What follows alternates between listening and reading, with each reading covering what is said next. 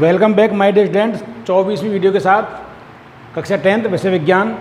इसमें हमारा चल रहा था टॉपिक छोटी आंत्र में पाचन। तो हमने आपको अग्नाशय रस में पाए जाने वाले एंजाइमों के बारे में बताया था और पित्तरस के कार्यों के बारे में आपको बताएंगे। अब तो एक बार इसको दोबारा देखें आप लोग।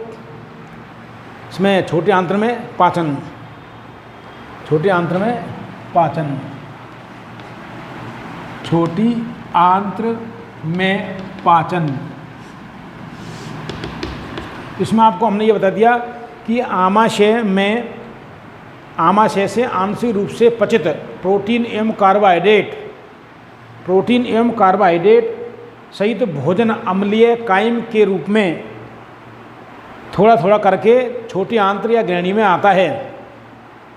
ग्रहणी में विभिन्न नलिकाओं के द्वारा अग्नाशय से अग्नाशय रस और पित्ताशय से पित्तरस भी आते हैं, जिनमें विभिन्न प्रकार के एंजाइम पाए जाते हैं, जिनके द्वारा भोजन में उपस्थित प्रोटीन, कार्बोहाइड्रेट, वसा आदि का पूर्ण पाचन कर दिया जाता है। तो अतः सर्वाधिक पाचन क्रिया छोटी आंत्र के भाग ग्रहणी में होती है। तो इसके आगे देखो आप, ग्रहणी में पचित पदार्थों को अब ध्यान देना। अब उनका चलता है अवशोषण कि पचित भोजन का अवशोषण। इसमें आपको पित्तरस के कार्य और देख लो आप एक बार। पित्तरस के कार्य, ये चल रहा था टॉपिक हमारा, पित्तरस के कार्य।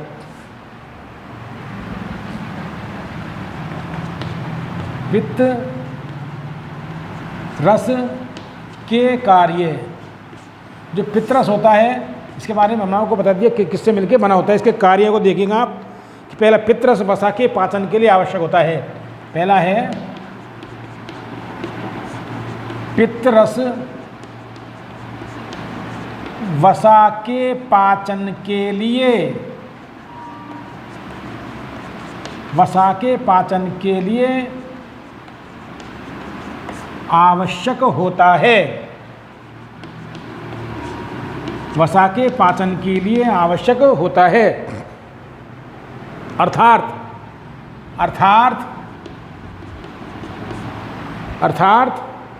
यह वसा का पायसीकरण करता है। अर्थात यह वसा का पायसीकरण करता है। वसा का पायसीकरण करता है। अब पायसीकरण किसे कहते हैं तो देखिएगा, पायसीकरण, पायसीकरण इमल्सन, पायसीकरण। इसमें देखिएगा वसा के बड़े अणुओं को, वसा के बड़े अणुओं को छोटे छोटे अणुओं में बदलने की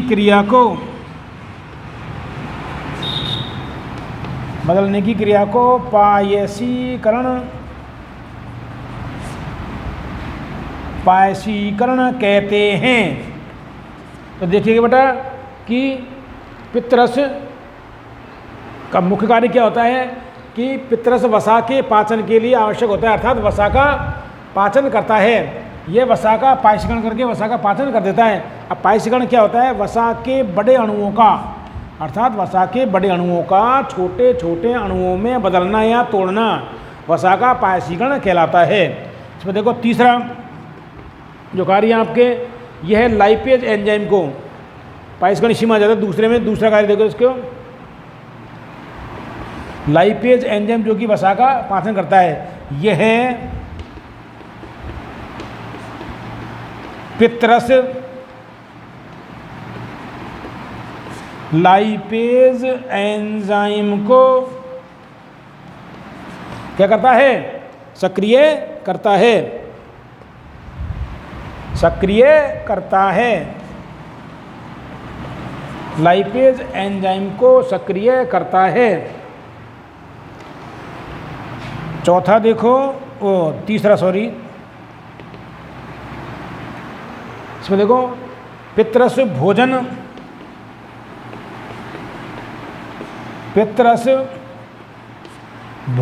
के अम्लीय माध्यम को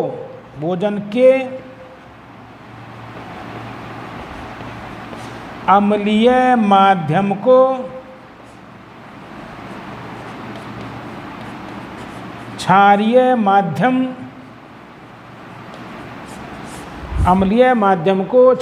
माध्यम बनाता है। तो देखो पूछ लिया जाता है कि पितरस के कोई दो कार्य बताइए। तो पितरस का मुख्य कार्य है वसा के पाचन करना, वसा का पाचन करता, अर्थात यह है वसा का पायसीकरण करके वसा का पाचन करता है। अब बताया पायसीकरण किसे कहते हैं। एक नंबर ने पूछा था कि पायसीकरण को परिभाषित कीजिए। तो वसा के बड़े अणुओं को छोटे छोटे अणुओं में तोड़ना या बदलना पायसीकरण कहलाता है, या पायसीकरण क्रिया कहते हैं।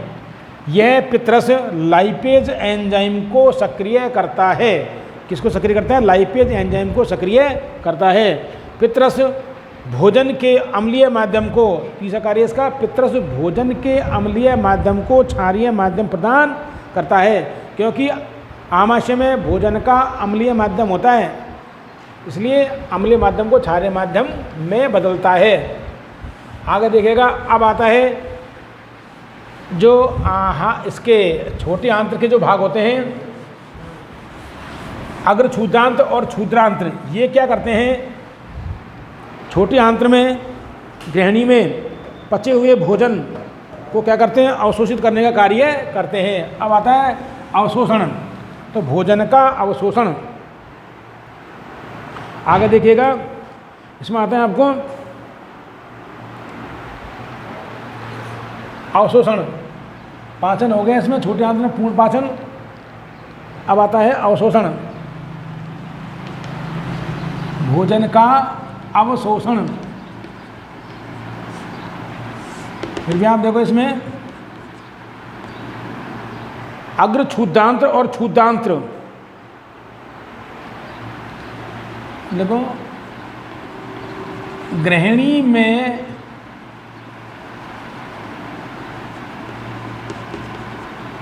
पचित भोजन को अग्र क्षुद्रांत्र और क्षुद्रांत्र, अग्र क्षुद्रांत्र और क्षुद्रांत्र, अग्र क्षुद्रांत्र और क्षुद्रांत्र में अवशोषित किया जाता है, में अवशोषित किया जाता है।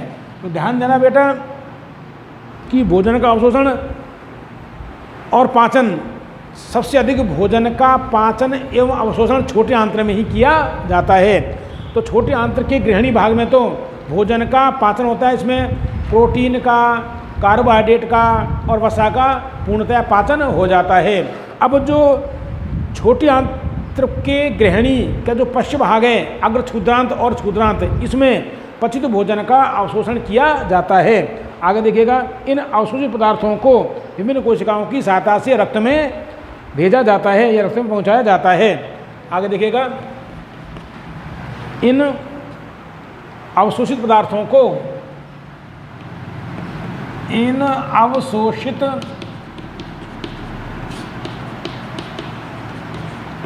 पदार्थों को अग्र क्षुद्रांत्र, इन अवशोषित पदार्थों को जो करो विभिन्न कोशिकाओं की सहायता से, विभिन्न कोशिकाओं की सहायता से रक्त में पहुंचाया जाता है। अब ध्यान देना, जो अगर छूतांत और छूतांत द्वारा जिन पदार्थों को अवशोषित किया जाता है उन्हें कोशिकाओं की सहायता से कहाँ पहुँचाया जाता है? रक्त में पहुँचाया जाता है। उन्हें कोशिकाओं की सहायता से रक्त में पहुँचाया जाता है। अब देखिएगा,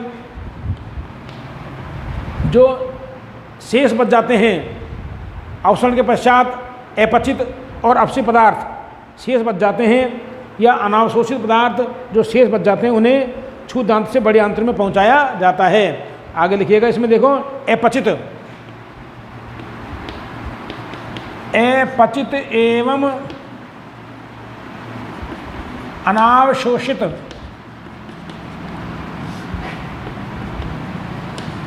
पदार्थों को छूतांत्र से बड़ी आंत्र, छूतांत्र से बड़ी आंत्र लार्ज इंटेस्टाइन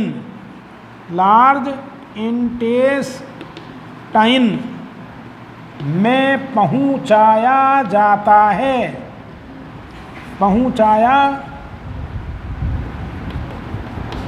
है। ध्यान दीजिएगा, अपचित एवं अनावशोषित पदार्थों को छूतांत से बड़ी आंत्र में पहुंचाया जाता है।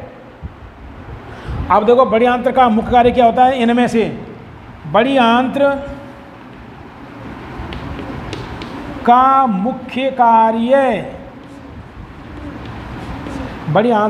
मुख्य कार्य जल एवं लवणों को अवशोषण करना है। जल एवं लवणों का अवशोषण करना है। जल एवं लवणों का अवशोषण करना है। अब ध्यान देना, हमने क्या पढ़ा कि भोजन का अवशोषण, ग्रहणी में पचित भोजन को अग्र छूतांत्र और छूतांत्र में अवशोषित किया जाता है। तो भोजन का अवशोषण अग्र छूतांत और छूतांत्र में किया जाता है। इन अवशोषित पदार्थों को विभिन्न कोशिकाओं की सहायता से अग्र छूतांत और छूतांत के द्वारा अवशोषित पोषक पदार्थों को विभिन्न कोशिकाओं की सहायता से कहाँ पहुँचाया जाता है? रक्त में पहुँचाया जाता है। अब ध्यान देना, अवशोषण के पश्चात जो शेष बचे अपचित और अनावश्यक पदार्थों को बड़ी आंत्र में पहुँचाया जाता है। बड़ी आंत्र, इसमें से बड़ी आंत्र का मुख्य कार्य क्या होता है? जल एवं लवणों का अवशोषण करना होता है। अब ध्यान देना, जो अवशोषित, अनावशोषित पदार्थ और अपशिष्ट पदार्थ था, अपशिष्ट या अनावशोषित पदार्थ में से जल को और खनिज लवणों को अवशोषित कर लिया जाता है। अब जो पदार्थ शेष बचता है उसका क्या किया जाएगा? बहिक्षेपण। ध्यान देना, तो देखिएगा, शेष अपचित पदार्थ, जल निकल जाएगा उसमें, तो क्या बन जाएंगे? ठोस या ठोस। अब देखिएगा,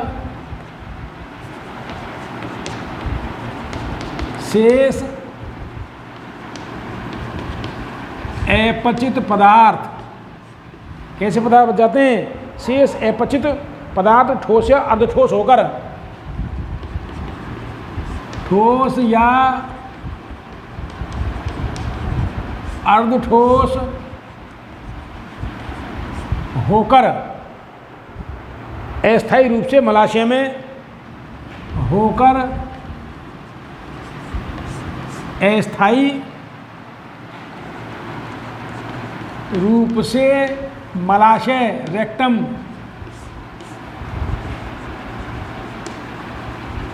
रेक्टम मलाशय में रहते हैं, जिन्हें मलाशय में रहते हैं जिन्हें तंत्रिका प्रवृत्ति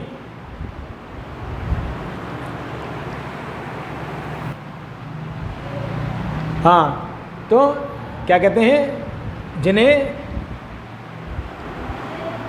तंत्रिका प्रवृत्ति प्रणाली, जिन्हें तंत्रिका प्रतिवर्ती प्रणाली, तंत्रिका प्रतिवर्ती नर्व ऑफ रिफ्लेक्स, तंत्रिका प्रतिवर्ती द्वारा, तंत्रिका प्रतिवर्ती द्वारा मल द्वार से बाहर, मल द्वार से बाहर मल के रूप में, मल के रूप में बहिक्षेपित या उत्सर्जित, बहिक्षेपित कर दिया जाता है, बहिक्षेपित या उत्सर्जित कर दिया जाता है। तो देखिएगा, बहिक्षेपित या उत्सर्जित कर दिया जाता है। ध्यान देने, इसमें एक बात छोड़ गए थे हम कि स्वांगीकरण अर्थात अग्र क्षुद्रांत और क्षुद्रांत द्वारा अवशोषित किए गए पोषक पदार्थों को विभिन्न कोशिकाओं के द्वारा रक्त में पहुंचाना क्या कहलाता है? उपयोग हेतु, उपयोग हेतु विभिन्न कोशिकाओं के माध्यम से रक्त में पहुंचाना स्वांगीकरण कहलाता है। तो ये स्वांगीकरण हो गया वहाँ पर।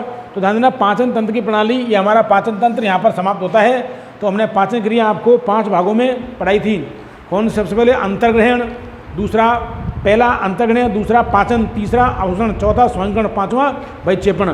तो इस प्रकार हमारा ये पाचन तंत्र का कार्य पूर्ण होता है। आगे आपको श्वसन तंत्र का अध्ययन अगले टॉपिक में कराया जाएगा। धन्यवाद।